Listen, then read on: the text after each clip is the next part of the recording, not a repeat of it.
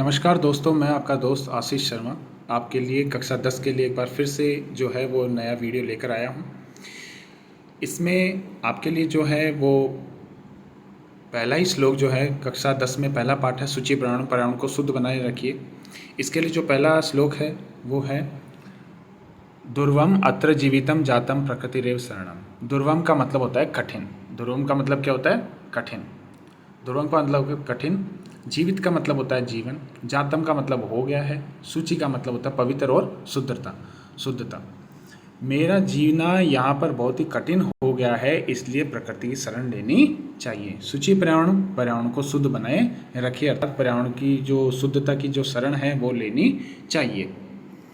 महानगर मध्ये चलद अनिशम कालाश्च चक्रम।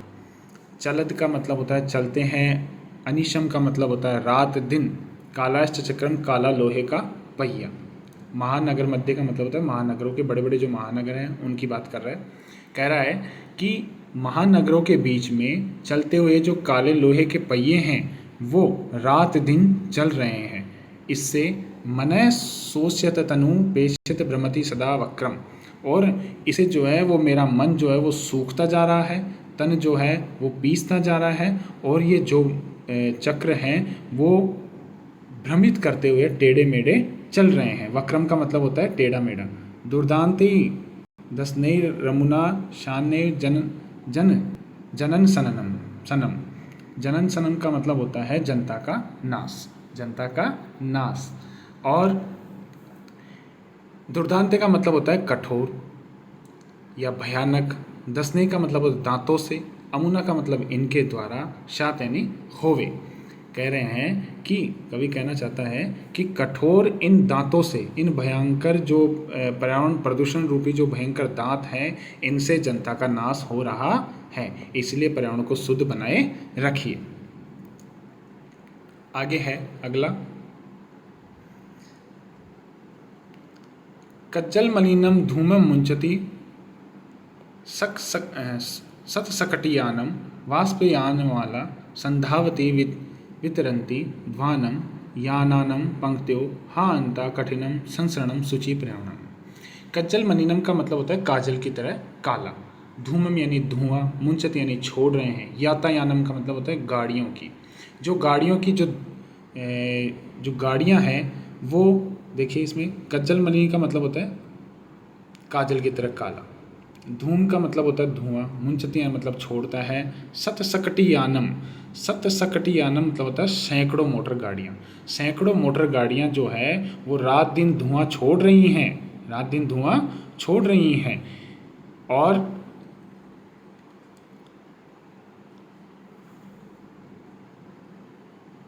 वाष्पयान माला संधावती वितरंती ध्वानम।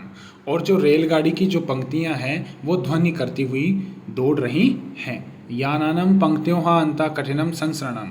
यानानम पंक्तियों का मतलब होता है जो मार्ग पर दौड़ने वाली जो अगिनत जो साधन है, जो अगिनत जो साधनों की जो पंक्तियां हैं वो इतनी हो गई हैं कि चलना भी बहुत कठिन हो गया है। संसरण का मतलब होता है चलना, कठिनम यानी कठिन हो गया है। अगला तीसरा है वायुमंडलम भ्रशम दूषितम न ही निर्मलम जलम। वायुमंडल का मतलब होता है वायुमंडल, भ्रशम का मतलब होता है अत्यधिक, दूषित का मतलब होता है दूषित हो गया है, निर्मल का मतलब होता है मल से रहित, जल का मतलब होता है जल। इस वायुमंडल के अत्यधिक प्रदूषित होने के कारण जो है वो जो जल है वो भी प्रदूषित हो गया है, अर्थात जल भी जो है वो पीने लायक नहीं रहा है, अर्थात शुद्ध नहीं रहा है। कुत्सित वस्तु मिश्रितम भक्षम का मतलब होता है खाने योग्य। मलम का मतलब होता है मैली, और धरातल का मतलब होता है धरती, जैसा कि आप जानते हैं। तो कह रहा है कि जो खाने योग्य जो सारी वस्तुएं हैं वो आज अशुद्ध और वस्तुओं में मिलावट हो गई हैं। कर्णियम बहिर अंतर्जगति तू बहुशुद्धिकरण। कह रहा है कि मन और बुद्धि आदि को, अर्थात अंतर जगत के जो तत्व हैं मन और बुद्धि आदि को बहुत अधिक शुद्ध करना चाहिए। बहु का मतलब बहुत, शुद्धिकरण में शुद्ध करना चाहिए। सूची पर्यावरण को शुद्ध बनाए रखना चाहिए। आगे दे रखा है चौथा श्लोक, कह रहा है कश्चित काल नये माँ अस्मान नगराद बहुदूरम। कश्चित का मतलब होता है कुछ, कश्चित का मतलब क्या होता है कुछ कुछ समय के लिए मुझे इस नगर से बहुत दूर ले चलो। माम अस्मान मुझे, नगराद, नगराद का मतलब होता है इस नगर से, बहुदूरम का मतलब होता है बहुत दूर ले चलो। कह रहा है कि कुछ समय के लिए मुझे इस नगर से बहुत दूर ले चलिए।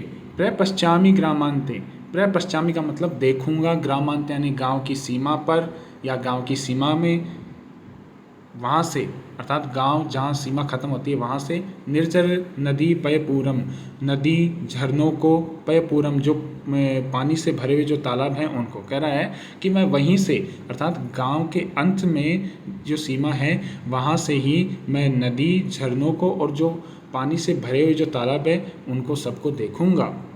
एकांते कांतारे क्षणमपि में शात संचरणम, मुझे एक क्षण भर भी यहाँ जो है वो विचरण नहीं करना है या भ्रमण नहीं करना है, इसलिए मुझे एकांत में जंगल में ले चलिए। शुचि पर्यावरणम, पर्यावरण को शुद्ध बनाए रखिए।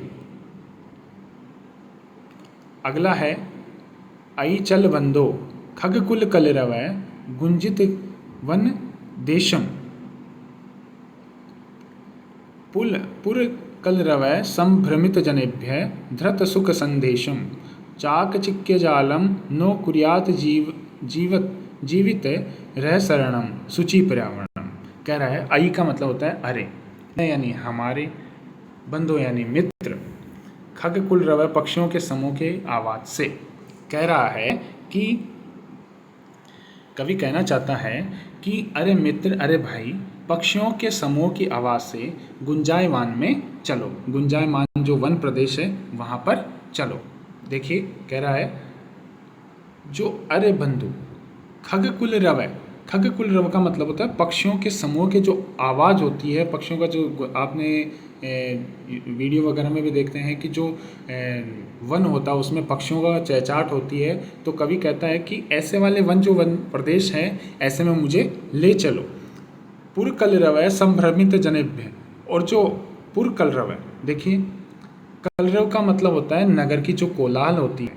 पुर कलरव का मतलब होता है जो नगर की जो कोलाहल होती है उससे, संभ्रमित जनेभ्य जो भ्रमित लोगों के लिए है।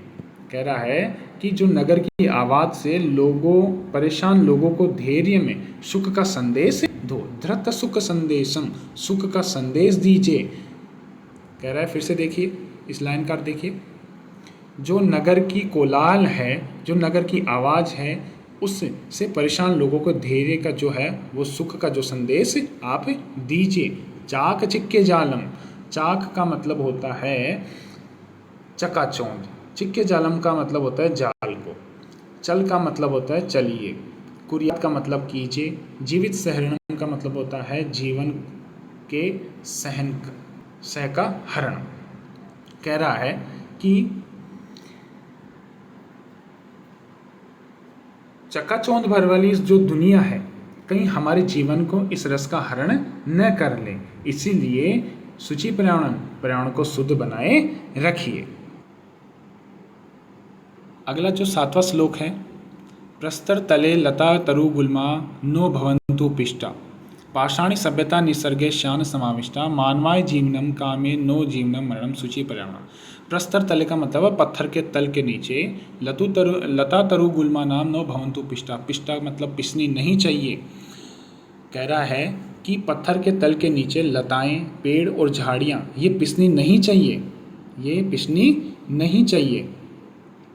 देखिए पत्थर के तल के नीचे जो भी लता, पेड़ और झाड़ियाँ हैं वो पिसनी नहीं चाहिए। पाषाणी सभ्यता निसर्ग शान समाविष्टा, और जो पाषाणी सभ्यता है, जो प्रकृति में जो पथरीली सभ्यता है वो भी समाविष्ट नहीं होनी चाहिए। मानवाय जीवनम काम्यते, कवि कहता है कि मैं मानव के जीवन के लिए कामना करता हूँ, नो जीवनम मरणम, न कि जीवित मृत्यु की। मैं तो आपके मानव के जीवन की कामना करता हूँ, न कि उसके जीवन के मृत्यु की। इसीलिए शुचि पर्यावरणम, पर्यावरण जो है वो शुद्ध पर्यावरण ही हमारी शरण है। ये कक्षा 10 के लिए आपका जो टॉपिक था पहला शुचि पर्यावरण वो समाप्त हुआ। मैं आशा करता हूँ कि आपको बहुत अच्छे से समझ में आया होगा। अगले वीडियो में कक्षा 10 के लिए दूसरे पार्ट में हम फिर से मिलेंगे। तब तक के लिए धन्यवाद।